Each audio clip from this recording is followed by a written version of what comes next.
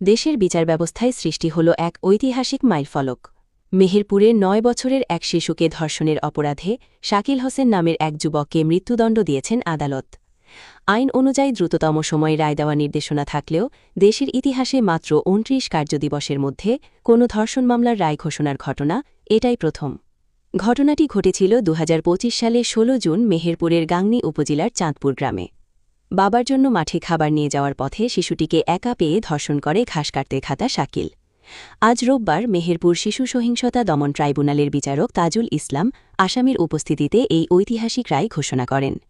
রায় শেষে আসামি শাকিলকে জেলা কারাগারে পাঠানো হয়েছে। এই বিচারের রায়টা আজকে শুনে আমি খুশি এবং সবাইকে ধন্যবাদ জানাই।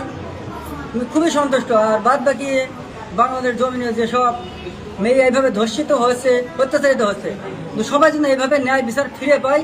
দেখছেন আইনজীবী ও সুশীল সমাজ। মধ্যে দিয়ে এদেশে শিশুর প্রতি যে সহিংসতা সেটা রোধ এবং শিশু সুরক্ষায় এই রায় অনেক ভূমিকা রাখবে। শিশুদেরকে বিভিন্ন কাজে তাদেরকে ব্যবহারের যে প্রবৃত্তি সেখান থেকে অপরাধীরা নিবৃত্ত হবে।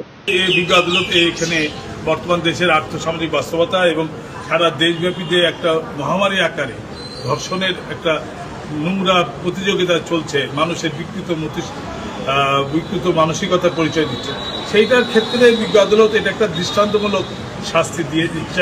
পুলিশের দ্রুত তদন্ত এবং মাত্র ২৯ কার্যদিবসের এই অভূতপূর্ব রায়কে শিশু নির্যাতন দমনে একটি দৃষ্টান্তমূলক পদক্ষেপ হিসেবে দেখছেন আইনজীবী ও সুশীল সমাজ।